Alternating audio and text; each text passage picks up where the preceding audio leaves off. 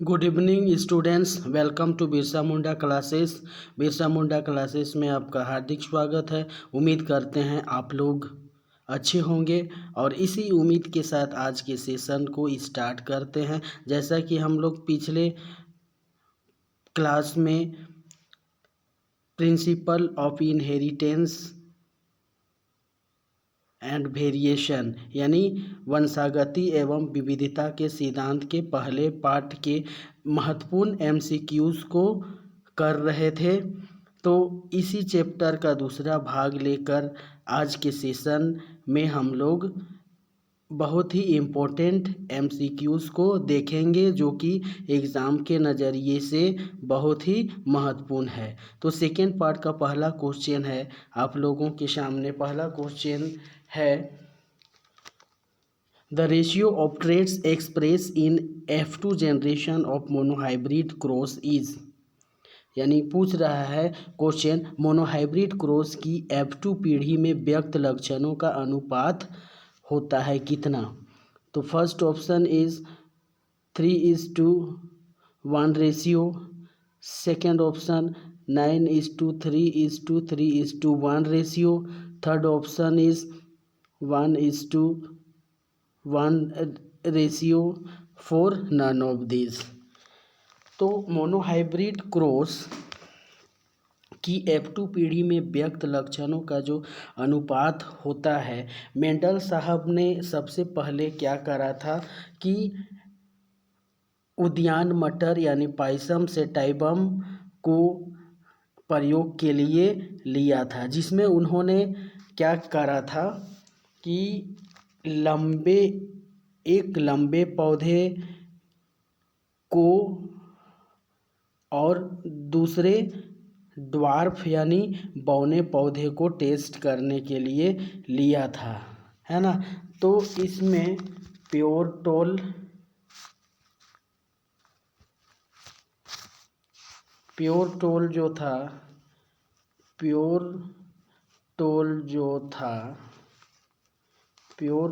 Capital T से denote किया गया और ड्वार्फ प्लांट यानी प्योर ड्वार्फ जो होता है, प्योर ड्वार्फ को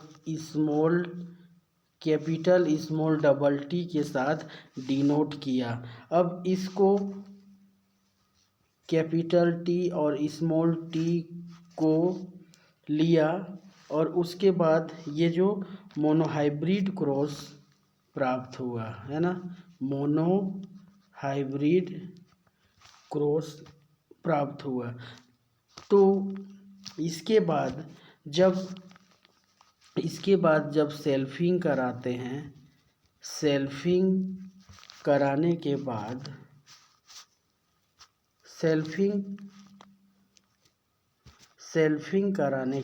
क्या होता है, सेल्फिंग कराने के बाद यहाँ पर इस कैपिटल टी और स्मॉल टी प्राप्त होता है। उसके बाद यहाँ पे एक चक्कर बोर्ड का निर्माण होता है, एक चक्कर बोर्ड का निर्माण होगा जहाँ पे इस तरीके का एक पुनेट स्क्वायर का निर्माण होता है ना। Capital T small T, capital T small T. तो यहाँ पे इसका इससे क्रॉस कराते हैं कैपिटल, तो इसका इससे capital T, capital double T, फिर कैपिटल टी स्मॉल टी, फिर इसका इससे। तो ये जो है डोमिनेंट करता है, कैपिटल टी हो जाएगा, फिर स्मॉल टी, फिर इसका इससे हो जाएगा, तो स्मॉल टी। तो यहाँ सभी जगह में कैपिटल टी मौजूद है। तो ये जो पौधे होंगे क्या होंगे, टोल होंगे, है ना, टोल पौधे होंगे। और ये जो कैपिटल डबल टी है ये क्या हो जाएगा, ड्वार्फ, है ना, ड्वार्फ यानी बौना पौधा हो जाएगा। तो यहाँ पे जो है F2 जेनरेशन में, है ना, F2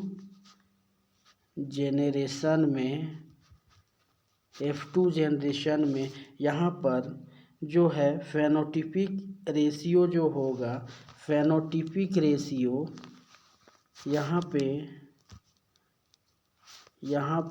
फेनोटिपिक रेशियो जो होगा, फेनोटिपिक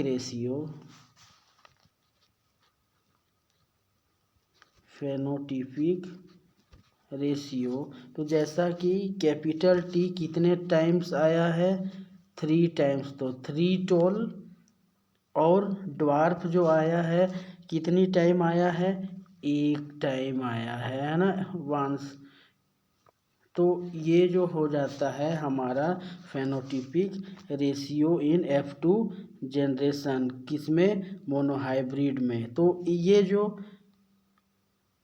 करेक्ट ऑप्शन जो हो जाएगा वो ऑप्शन नंबर 1 हो जाएगा, 3:1, ये जो है करेक्ट ऑप्शन। नेक्स्ट क्वेश्चन की तरफ चलते हैं, question number 2। Sickle cell anaemia manifest due to, यानी सिकल सेल एनीमिया किसके कारण होता है। First, point mutation, second chromosomal aberration, third gene mutation, fourth none of this, इनमें से कोई नहीं। तो सिकल सेल एनीमिया किसके कारण होता है, क्वेश्चन पूछ रहा है। तो सिकल सेल एनीमिया जो होता है पॉइंट म्यूटेशन यानी बिंदु उत्परिवर्तन के कारण होता है ना। तो फर्स्ट ऑप्शन जो है हमारा पॉइंट म्यूटेशन करेक्ट आंसर हो जाएगा। तो देखिए सिकल सेल एनीमिया क्या होता है ये जानते हैं। सबसे पहले सिकल सेल एनीमिया जो होता है, ये जो सिकल सेल एनीमिया जो होता है, सिकल सेल एनीमिया जो होता है यह एक ऑटोसोमल लिंक्ड रिसेसिव ट्रेट है जिसमें मानव रुधिर यानी ह्यूमन ब्लड के लाल रुधिर कणिकाओं यानी आरबीसी के आकार में परिवर्तन हो जाता है ना। सामान्य आरबीसी अणु जो उभयतल यानी बाइकॉनकेव होता है, जो कि डिस्क की तरह होते हैं, ये क्या हो जाते हैं, रूपांतरित होकर दात्राकार या हंसिए की तरह हो जाते हैं, यानी सिकल शेप्ड हो जाता है, जिससे ब्लड की कमी हो जाती है और सिकल सेल एनीमिया जैसी बीमारी हो जाती है।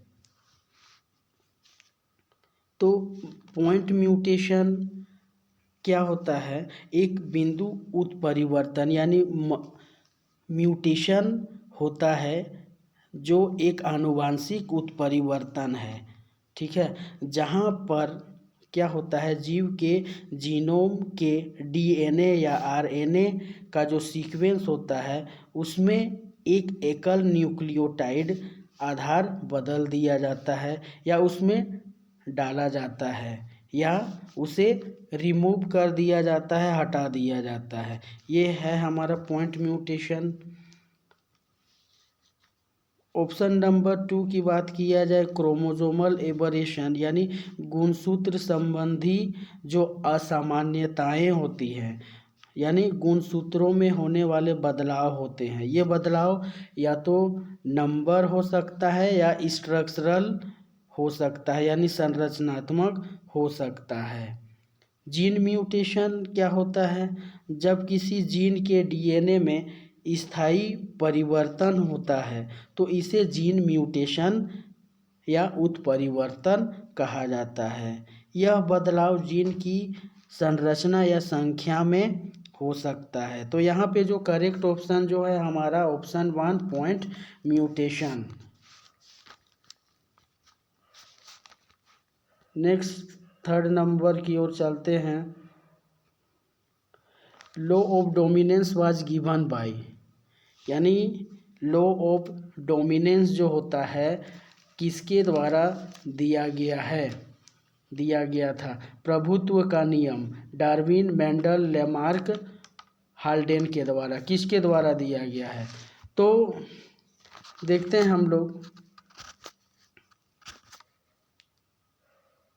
तो सबसे पहले लॉ ऑफ डोमिनेंस क्या होता है उससे जानते हैं, है ना। Law of dominance, law of dominance, law of dominance क्या होता है ये ध्यान से देखिएगा। तो लॉ ऑफ डोमिनेंस जो होता है यानी प्रभुत्व का जो नियम होता है, यह नियम बताता है कि जब किसी जीव में किसी विशेषता के लिए दो अलग अलग एलील हों तो उनमें से एक एलील जो है प्रभावी यानी डोमिनेंट करेगा और दूसरा अप्रभावी होगा यानी रिसेसिव होगा। तो प्रभावी एलील हमेशा अप्रभावी एलील को क्या करता है, डोमिनेट करता है यानी छिपा देता है। जैसा कि एक बड़ा भाई छोटे भाई को सप्रेस करता है, कि बोलता है कि ये छोटे तुम ये नहीं करो नहीं तो मार पड़ेगा, है ना।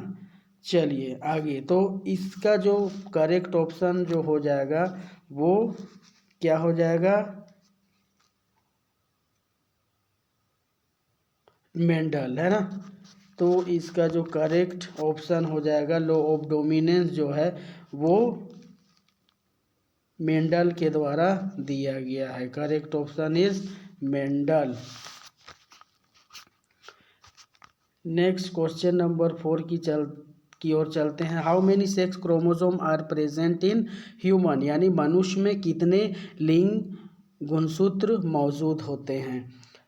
फर्स्ट ऑप्शन इज 1 पेयर यानी एक जोड़ी। सेकंड ऑप्शन 2 पेयर यानी 2 जोड़ी। थर्ड 3 पेयर यानी 3 जोड़ी। 4 ऑप्शन है 4 पेयर यानी 4 जोड़ी। तो मानव शरीर में जो है सेक्स क्रोमोसोम पाई जाती है ना। तो उसमें जो है 1 पेयर पाई जाती है। तो करेक्ट ऑप्शन जो है हमारा, करेक्ट ऑप्शन जो है ऑप्शन 1 पेयर। तो पुरुषों में एक एक्स क्रोमोसोम और एक वाई क्रोमोसोम होता है। पुरुषों में, मेल में क्या होता है, मेल में एक्स क्रोमोसोम होता है और एक वाई क्रोमोसोम पाया जाता है। जबकि महिलाओं में 2 एक्स पाए जाते हैं। फीमेल में 2 एक्स यानी एक्स क्रोमोसोम पाए जाते हैं। मानव शरीर में कुल 46 है ना, 46 क्रोमोसोम यानी गुणसूत्र पाए जाते हैं। इनमें से 22 जोड़े जो हैं, 22 जोड़े जो हैं ये क्या होते हैं, ऑटोसोम यानी गैर लिंग गुणसूत्र होते हैं। जबकि 23वीं जोड़ी जो है क्या होता है, सेक्स क्रोमोसोम होता है। तो सेक्स क्रोमोसोम जो होता है वो क्या करता है, सेक्स क्रोमोसोम 23वीं जोड़ी जो होती है, 23वीं जोड़ी को सेक्स क्रोमोसोम कहा जाता है। ये सेक्स को क्या करता है, निर्धारण करता है, यानी कौन बॉय है कौन गर्ल है इसका लिंग का निर्धारण करता है। तो यहाँ पे जो करेक्ट ऑप्शन है हमारा option number 1 pair. Next question number 5 की ओर चलते हैं। विच of the following blood group is in human beings were discovered by Landsteiner, है ना। तो मनुष्य में निम्नलिखित में से किस रक्त समूह की खोज लैंडस्टीनर ने की थी, है ना। तो इसमें जो करेक्ट ऑप्शन हो जाएगा, इसमें जो करेक्ट ऑप्शन हमारा हो जाएगा ऑप्शन ए, ऑप्शन ए, यानी लैंडस्टीनर ने ब्लड ग्रुप ए बी और ओ ब्लड ग्रुप सिस्टम की खोज की थी, जो कि 1901 ईस्वी में किया था। कब किया था? 1901 ईस्वी में करा था।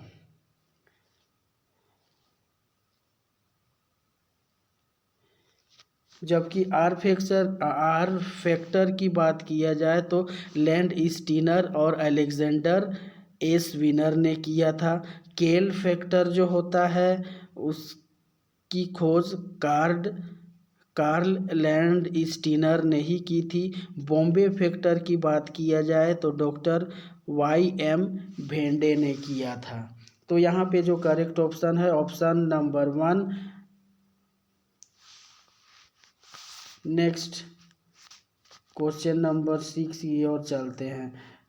मॉर्गन एक्सपेरिमेंट्स वेयर ऑन, यानी मॉर्गन का प्रयोग किस चीज़ पर किया था? First option is house fly यानी घरेलू मक्खी, सैंड फ्लाई रेत मक्खी, फ्रूट फ्लाई फल मक्खी, फॉर मॉस्क्यूटो यानी मच्छर के ऊपर इन्होंने प्रयोग करा था। तो इन्होंने क्या किया था? फ्रूट फ्लाई के ऊपर यानी फल मक्खी के ऊपर प्रयोग किया था। फ्रूट फ्लाई को चुना क्योंकि इससे सस्ते में पाला जा सकता है ना, और यह जल्दी प्रजनन कर सकती है। तो यहाँ पे जो करेक्ट ऑप्शन होगा हमारा घरेलू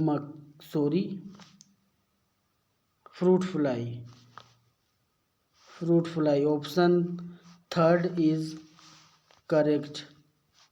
तो यहाँ पे करेक्ट आंसर जो होगा ऑप्शन 3 यानी फ्रूट फ्लाई।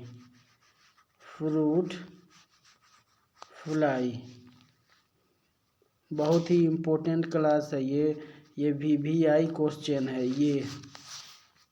चलिए नेक्स्ट क्वेश्चन नंबर 7 की ओर चलते हैं। मेन लाइक अनसेस्ट्रल प्राइमेट्स वर, यानी मनुष्य पूर्वज प्राइमेट की तरह थे, यानी मनुष्य जो है पूर्वज प्राइमेट्स की तरह थे, यानी प्राइमेट्स यानी पुश्तैनी पूर्वज, है ना। तो फर्स्ट ऑप्शन है रामापिथेकस, दूसरा है Dryopithecus, third chimpanzees, four gorilla. तो मनुष्य के पूर्वज यानी प्राइमेट्स बिल्कुल रामाथिकस की तरह थे। रामाथिकस मनुष्य की तरह सीधे तथा उनके दंत संरचना जो है मनुष्य के जैसे समान थी, है ना। जबकि ड्रायोपिथिकस जो है बहुत बाद में विकसित हुए थे। तो यहाँ पे जो करेक्ट ऑप्शन हो जाएगा, करेक्ट ऑप्शन जो है ऑप्शन 1 क्या हो जाएगा? रामापिथेकस लॉक कर दिया जाए। चलिए नेक्स्ट क्वेश्चन की तरफ चलते हैं हम लोग, क्वेश्चन नंबर 8 की तरफ। तो law of use and disuse of organs was given by, यानी अंगों के उपयोग और अनुपयोग का नियम किसने दिया था? तो first option is Mendel, second Darwin, third de Vries, fourth Lamarck.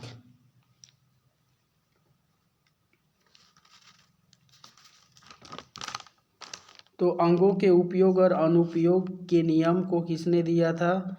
तो ये जो है करेक्ट ऑप्शन जो हो जाएगा, क्या हो जाएगा? लामार्क ने दिया था, है ना। ऑप्शन 4 इज करेक्ट, लामार्क ने दिया था। तो अंगों के उपयोग और अनुपयोग का सिद्धांत लैमार्क ने दिया था। इससे अर्जित लक्षणों की विरासत, अर्जित लक्षणों की विरासत, अर्जित लक्षणों की विरासत, विरासत कहा जाता है ना। लैमार्क के सिद्धांत के मुताबिक जिन अंगों को ज़्यादा यूज किया जाए या इस्तेमाल किया जाता है तो वे ज़्यादा विकसित यानी डेवलप्ड हो जाते हैं, वहीं जिन अंगों का कम इस्तेमाल होता है वे कमज़ोर हो जाते हैं। तो यहाँ पे जो करेक्ट ऑप्शन है हमारा ऑप्शन 4 यानी लैमार्क। नेक्स्ट क्वेश्चन की तरफ चलते हैं। Question number 9, which of the following is the sex linked recessive disease? निम्नलिखित में से कौन सा लिंग से जुड़ा अप्रभावी रोग है? First option is sickle cell, second haemophilia, third phenylketonuria, fourth Down syndrome. तो according to the option haemophilia, है ना, हीमोफीलिया यानी ये जो है ऑप्शन 2 जो है हीमोफीलिया हमारा करेक्ट ऑप्शन यानी करेक्ट आंसर होगा। According to the option haemophilia is the sex linked recessive disease, जबकि सिकल सेल एनीमिया जो होता है this is an autosomal recessive disease not sex linked, है ना। यानी इसमें से जो 22 जोड़ों में से किसी एक पर पाया जाता है ना। उसके बाद फिनाइलकीटोनुरिया की बात किया जाए तो this is also an autosomal recessive disease, और डाउन सिंड्रोम की बात किया जाए तो this is a chromosomal disorder caused by trisomy of 21 chromosome not a sex linked recessive disease. तो यहाँ पे जो 9वें नंबर का करेक्ट ऑप्शन हो जाएगा ऑप्शन 2 हीमोफीलिया। नेक्स्ट क्वेश्चन की तरफ चलते हैं हम लोग, क्वेश्चन नंबर 10 की ओर। तो इसमें पूछ रहा है ABO blood grouping in human being is an example of, यानी मानव में एबीओ रक्त समूहन का उदाहरण है। तो फर्स्ट ऑप्शन है हमारा डोमिनेंस यानी प्रभुत्व, को डोमिनेंस यानी सप्रभुत्व, थर्ड ऑप्शन जो है इंडिपेंडेंट असॉर्टमेंट यानी स्वतंत्र वर्गीकरण, फोर्थ ऑप्शन जो है लिंकेज, है ना। तो यहाँ पे जो करेक्ट ऑप्शन हो जाएगा क्या होगा? 10वें नंबर का जो आंसर हो जाएगा वो है क्या हो जाएगा? यदि ABO blood grouping in human is an example of codominance, है ना। तो codominance is when both alleles for a gene are expressed in heterozygote, यानी ये दोनों ये में क्या करते हैं, ये अपने आप को एक्सप्रेस कर पाते हैं, है ना। तो यहाँ पे करेक्ट ऑप्शन जो हो जाएगा क्या होगा? को dominance, option 2 is correct answer. चलिए नेक्स्ट क्वेश्चन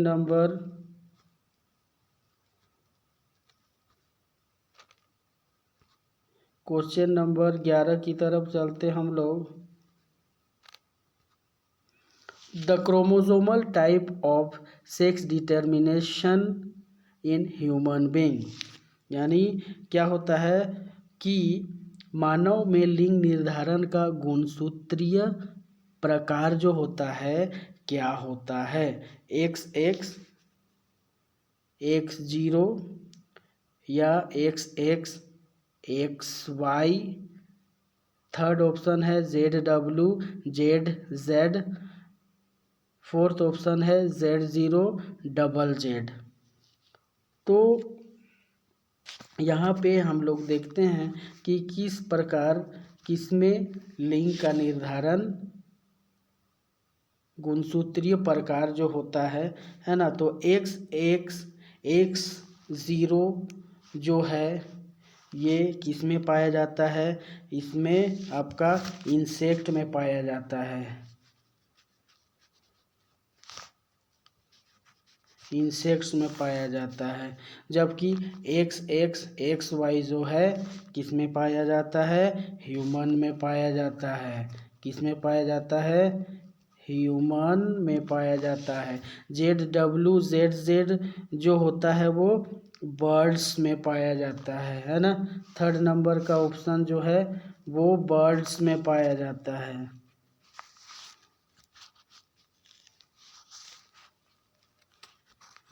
बर्ड्स यानी पक्षियों में पाया जाता है। और Z0Z जो होता है ये होता है heterogametic and homogametic, female and male. तो यहाँ पे जो करेक्ट ऑप्शन हो जाएगा, क्या हो जाएगा, the chromosomal type of sex determination in human being. तो ह्यूमन बीइंग में जो है क्या होता है,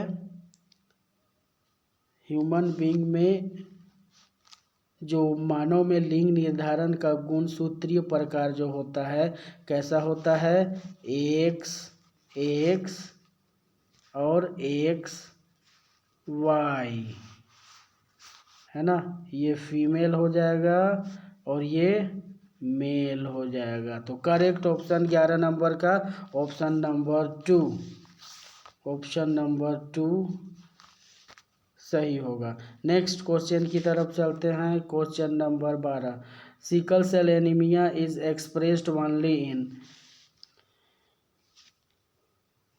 यानी सिकल सेल एनीमिया केवल निम्नलिखित में व्यक्त किया जाता है, HbS, HB, HbA है ना।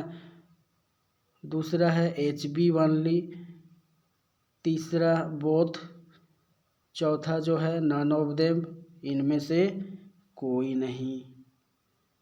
तो सबसे पहले जानते हैं सिकल सेल एनीमिया आखिर होता क्या है। सिकल सेल एनीमिया जो होता है हमारा क्या होता है, ये जो होता है सिकल सेल एनीमिया एक आनुवांशिक विकार है ना, जेनेटिक डिसऑर्डर है जिसमें व्यक्ति को असामान्य हीमोग्लोबिन जो होता है एस जीन्स यानी HbS की 2 प्रतियां विरासत पे मिलती हैं है ना। तो sickle cell anaemia is expressed only in HbS है ना, HbS। तो RBC लाल रक्त कणिकाओं या कोशिकाओं की कमी हो जाने के कारण किसी व्यक्ति के पास HbS की 2 प्रतियां हो जाती हैं जिससे सिकल सेल एनीमिया की बीमारी हो जाती है। तो यहाँ पे जो करेक्ट ऑप्शन है हमारा ऑप्शन 1 है ना। नेक्स्ट क्वेश्चन की तरफ चलते हैं हम लोग। Question number 13, which of the following plant was selected by Mendel to experiments, निम्नलिखित में से किस पौधे को मेंडल ने प्रयोगों के लिए चुना था। First option is Mirabilis jalapa, second Lathyrus odoratus, third Pisum sativum और 4 आइनोथेरा लामार्कियाना।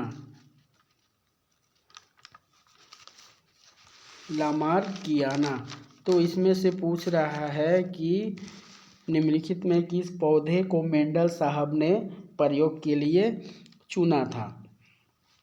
तो यहाँ पे जो है करेक्ट ऑप्शन जो होगा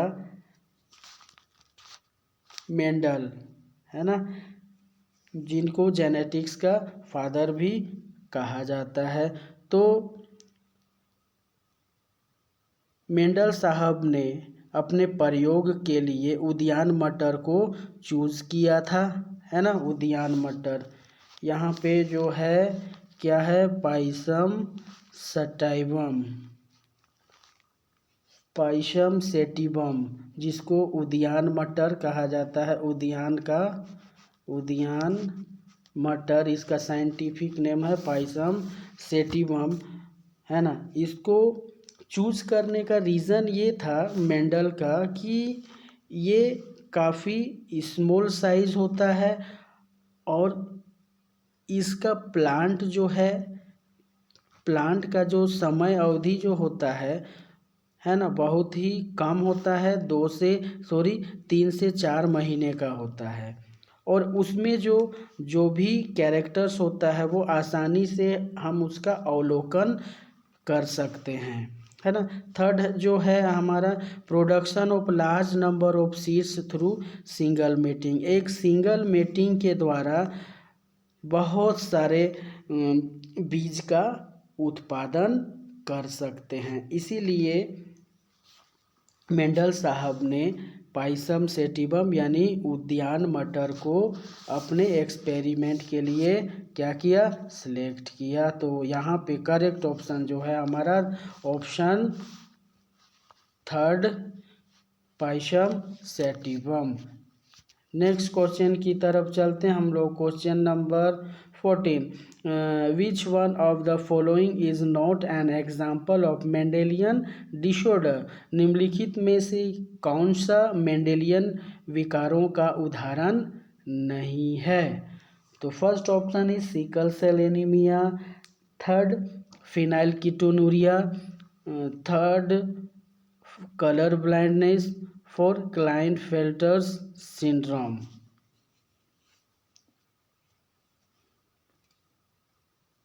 तो यहाँ पे जो है करेक्ट ऑप्शन जो होगा, करेक्ट ऑप्शन जो हो जाएगा हमारा क्लाइनफेल्टर सिंड्रोम, यानी ऑप्शन 4 जो हो जाएगा क्लाइनफेल्टर सिंड्रोम।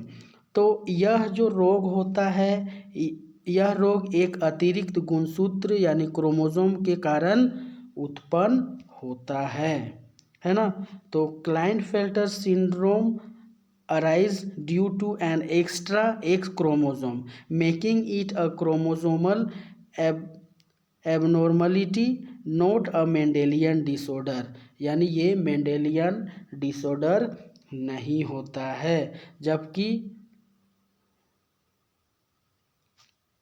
जबकि सिकल सेल एनीमिया जो होता है मेंडेलियन डिसऑर्डर है, फिनाइलकेटोन्यूरिया मेंडेलियन डिसऑर्डर है, और कलर ब्लाइंडनेस जो है मेंडेलियन डिसऑर्डर है। यानी करेक्ट ऑप्शन जो है इनमें से सिर्फ क्लाइनफेल्टर सिंड्रोम जो है ये हमारा मेंडेलियन डिसऑर्डर नहीं है। तो करेक्ट ऑप्शन जो हो जाएगा हमारा option 4 Klinefelter syndrome. Next question की तरफ रुक करते हैं हम लोग। Question number 15, mutation theory of Hugo de Vries was based on the plant, यानी ह्यूगो डिवरीज का उत्परिवर्तन यानी म्यूटेशन सिद्धांत किस पौधे पर आधारित था, वो कौन सा पौधा था जिन्होंने उसे चूज करा था। तो Hugo de Vries mutation theory was based on the plant Oenothera lamarckiana. क्या था, ओनोथेरा लामार्कियाना। तो यहाँ पे जो फर्स्ट ऑप्शन जो हो जाएगा, फर्स्ट ऑप्शन जो हो जाएगा हमारा करेक्ट आंसर, है ना।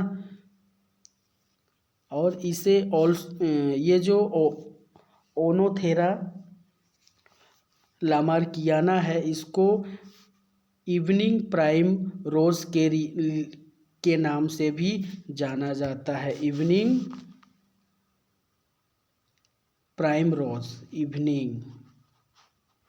इवनिंग प्राइम रोज के नाम से भी जाना जाता है। चलिए, तो यहाँ पे correct option number 1 Oenothera lamarckiana. Next question number 16 की ओर चलते हैं। The concept of natural selection was given by, यानी प्राकृतिक चयन की जो अवधारणा दी गई थी किनके द्वारा दी गई है। तो यहाँ पे जो है ऑप्शन 1 हमें दिखाई पड़ रहा है Lamarck, second option Weissman, third option Charles Darwin, fourth Morgan. तो यहाँ पे जो करेक्ट ऑप्शन हो जाएगा हमारा चार्ल्स डार्विन, है ना।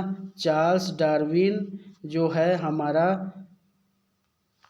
प्राकृतिक चयन की अवधारणा यानी कॉन्सेप्ट ऑफ नेचुरल सिलेक्शन को दिया था।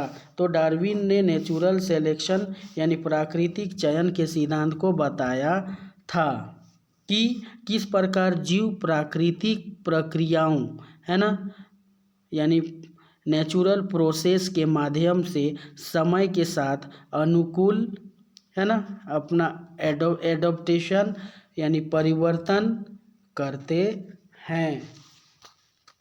चलिए, तो क्वेश्चन नंबर 16 का करेक्ट आंसर जो हो जाएगा चार्ल्स डार्विन। नेक्स्ट क्वेश्चन की तरफ चलते हैं हम लोग। Question number 17, in human the inheritance of which of the following characters is both N example of codominance and multiple alleles. यानी पूछ रहा है क्वेश्चन हमसे, मनुष्य में निम्नलिखित में से किस लक्षण की वंशागति सप्रभुत्व और बहु एलील दोनों का उदाहरण है। First option is colour blindness यानी रंग अंधापन, haemophilia, third A B and O blood group, four cystic fibrosis. तो यहाँ पे जो करेक्ट ऑप्शन हमारा हो जाएगा, करेक्ट ऑप्शन जो हो जाएगा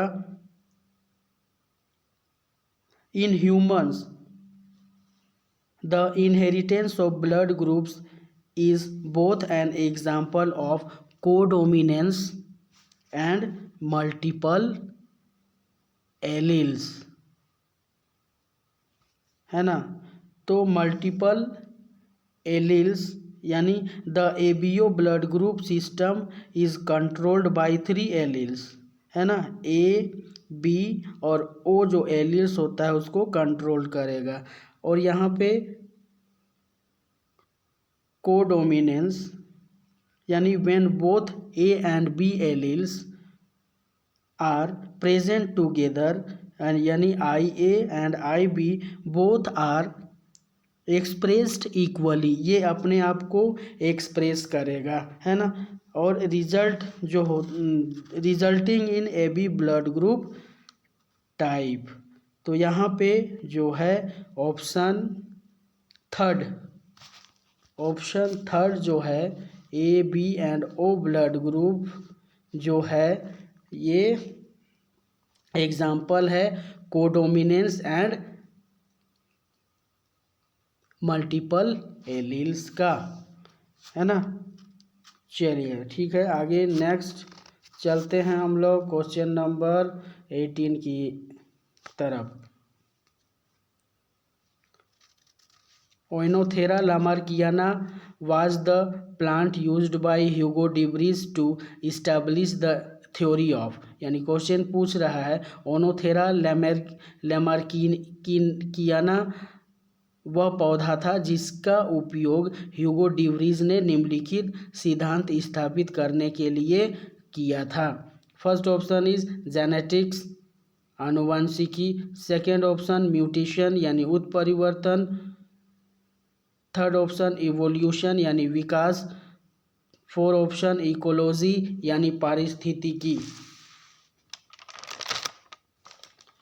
तो यहाँ पे जो है de Vries based this theory of mutation on work he did using Onothera lamarckiana, the evening primrose।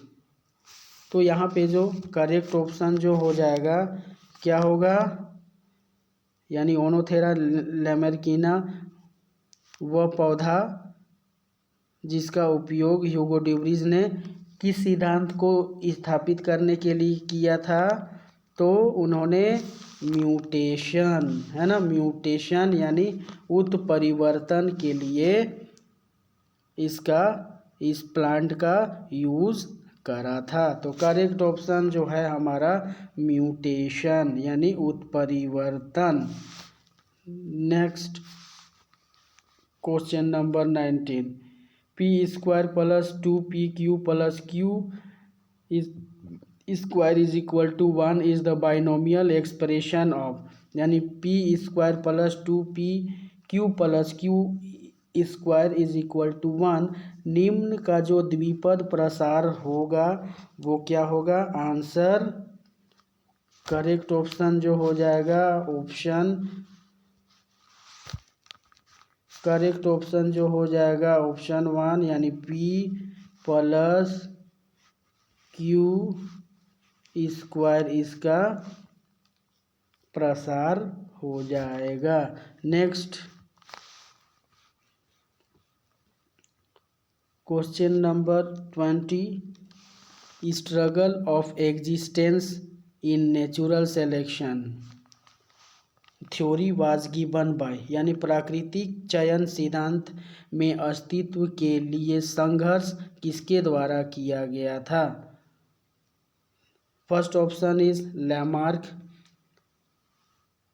Second Fisher, third Darwin, fourth Müller.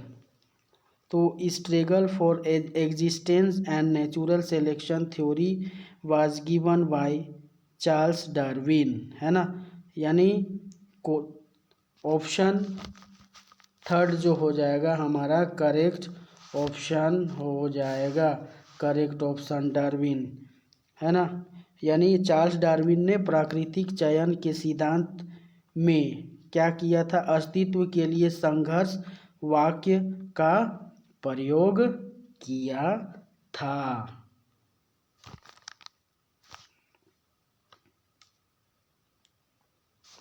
Next question की तरफ चलते हैं हम लोग। क्वेश्चन नंबर 21,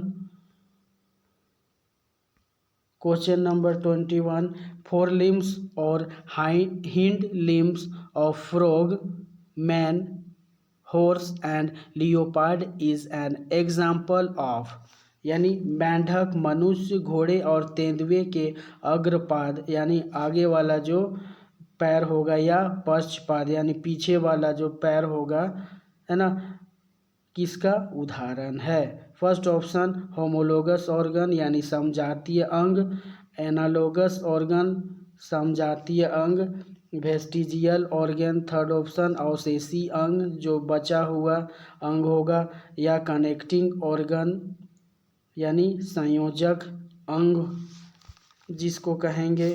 तो यहाँ पे जो करेक्ट ऑप्शन हो जाएगा, है ना, मेढक, मनुष्य, घोड़े और तेंदुए के अग्रपाद या पश्चपाद जो है वो हमारा हो जाएगा होमोलोगस ऑर्गन। तो ऑप्शन फर्स्ट जो हो जाएगा समजातीय अंग जो है करेक्ट हो जाएगा। तो मेढक, घोड़े और तेंदुए के 4 अंग या पिछले अंग समजातीय अंगों का उदाहरण है। तो समजातीय अंग वे संरचनाएं हैं जो एक सामान्य वंश साझा करती है। तो करेक्ट ऑप्शन हो जाएगा होमोलोगस ऑर्गन। तो दोस्तों स्टूडेंट्स, इसी के साथ आज का जो सेशन है यहीं पे समाप्त होता है। यदि आपको ये कक्षा, ये सेशन अच्छी लगे तो कमेंट करें, शेयर करें और सब्सक्राइब करें और अपने दोस्तों को ज़्यादा से ज़्यादा शेयर करें ताकि वो अपने तैयारी को अच्छा आयाम दे सके। इसी के साथ आज की जो कक्षा है, सेशन है, उसको समाप्त करते हैं। इसी के साथ जय हिंद, जय भारत।